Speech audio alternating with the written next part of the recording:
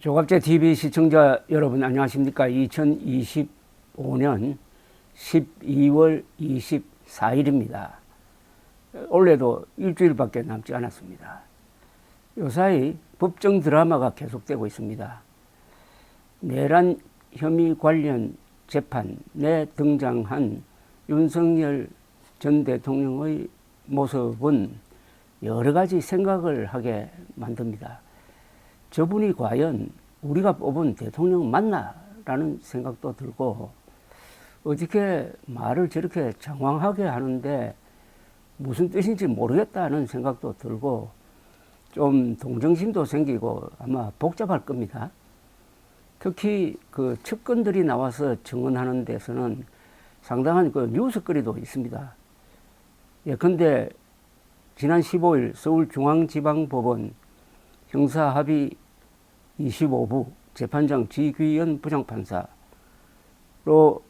열린 윤석열 전 대통령 내란 우두머리 혐의 재판에서 이진우 전 수도방위사령관이 증인으로 나와서 증언을 했는데, 윤석열 당시 대통령과의 술자리 이야기라든지 등등 굉장히 인간적인 면에 대한 직접적 어떤 목격담을 이야기를 했습니다. 그 동영상 중에서 흥미로운 부분을 한 9분 정도 발췌를 해가지고 저의 설명 뒤에 붙여 놓겠습니다. 여기서 이진우 전 사령관은 이런 표현을 했습니다. 대통령께서 11월에는 더 술을 많이 드셔서 그러니까 거의 몸을 못 가눈다는 생각이 들 정도로 많이 드셨는데, 나는 사람들한테 많이 배신당한다. 내가 살다 보면 나는 꼭 배신당한다. 그래서 제가 상당히, 아니 대통령님이 장군 부하 앞에서 배신당한다는 이야기를 하면 좀 느낌이 압박되지 않습니까? 약간 불편하지 않습니까? 그러면 우리도 나라를 위해서 충성하는 사람인데 그 이야기 하시면은 왜 저렇게 마음이 힘드시나? 이런 생각이 들었고, 그때 저분의 이름을 호명을 하셨어요. 이때 저분의 이름은 한동훈 전 대표를 가리키는 것으로 보입니다. 그리고 이런 이야기도 했습니다. 제가 그날 모임 끝나고 스마트폰에 그 날짜에다가 구중궁궐이라고 단어를 썼어요. 혼자 오다가 뭐냐 하면은, 사람이 고립되어 있으면은 소통이 안 되면은 오해도 하고 의심하는구나. 근데 제가 제일 마음이 아팠던 건, 대통령이시면은 제일 어른이신데 제가 처음 겪은 거지만, 인간은 다 같구나. 저렇게 위에 있어도 혼자 있고 외부랑 단절이 되면은 굉장히 불편하고 또 사람에 대해서 실망을 하는데, 과연 실망을 해도 대화한 상태에서 실망하는 건가? 혼자 하는 건가? 그래서 옛날에 조선실록에 보면은 구중궁궐이라는 표현이, 그래서 사람이 아무리 지위가 높아도 혼자 갇혀 있으면은 마음대로 혼자 상상하면서 다른 사람 이야기는 모르고 그 사람에 대해서 이렇게 불편하게 마음을 먹겠구나. 그런 마음이 되게 짠하게 느껴져. 저는 그때 느낌이 그거였고, 핵심은 그거였습니다. 아무리 높은 자리에 있어도 마음속에 구중궁궐을 만들어서 사니까 사람을 의심하고 편협된 생각을 갖고 있다 하는 이 이야기는 윤석열 대통령의 이야기이기도 하지만은 많은 한 인간의 어떤 단면을 보여주는 것이 아닌가 하는 생각이 듭니다. 이 이진우 수방사령관의 육성으로 한번 그 장면을 들어보시기 바랍니다. 감사합니다. 10월 1일은 되게 갑작스럽게 모임이 있었고 되게 좀 축하받는 상황이었어요.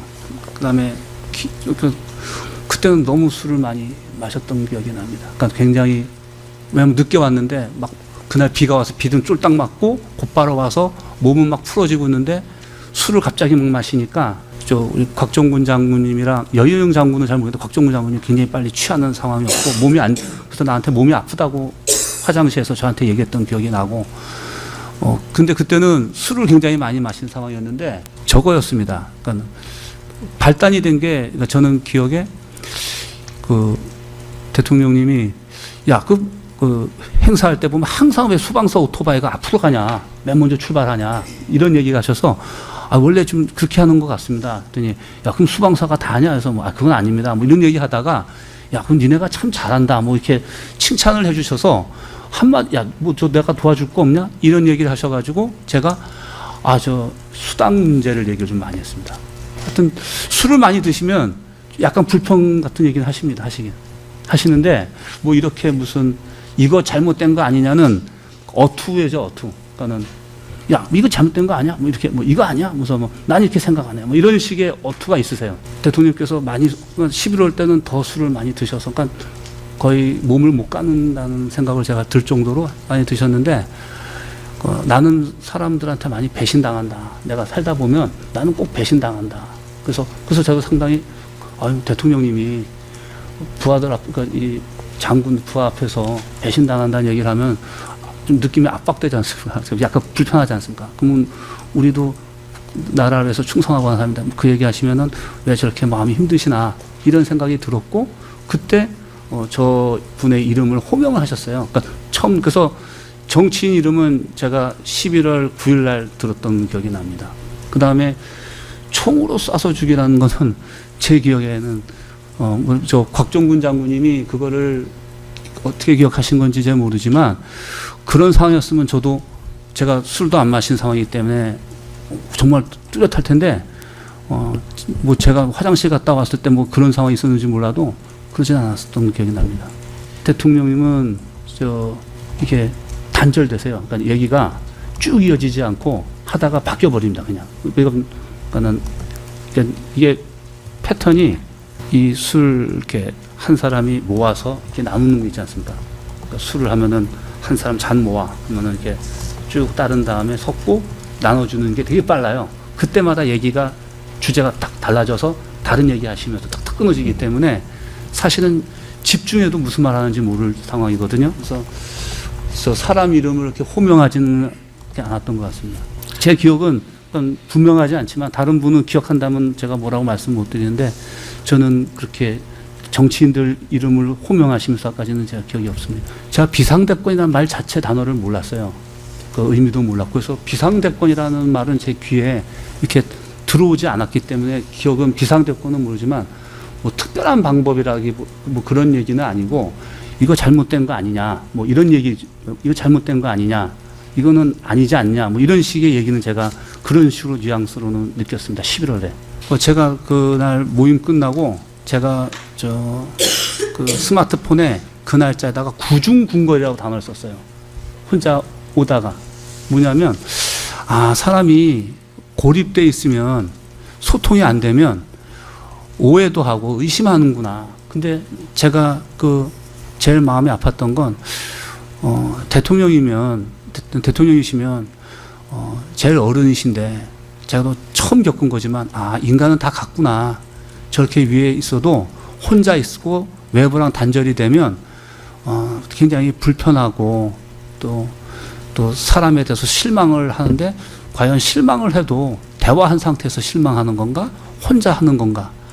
아, 참. 그래서 옛날에 조선실록에 보면 구중궁궐이라는 표현이 그래서 사람이 아무리 직위가 높아도 혼자 갇혀 있으면 마음대로 혼자 상상하면서 다른 사람 얘기는 모르고 그 사람에 대해서 이렇게 불편하게 마음을 먹겠구나. 그런 마음이 되게 짠하게 느껴서 그러니까 저는 그때 느낌이 그거였고 핵심은 그거였습니다. 본인이 정책적으로 뭔가를 쭉 하면은 그걸 다 반대하고 그리고 언론에서도 그걸 부정적인 얘기로 다 해버리고 다 바꿔 쓰고 그래서 뭘 해도 힘이 안 난다.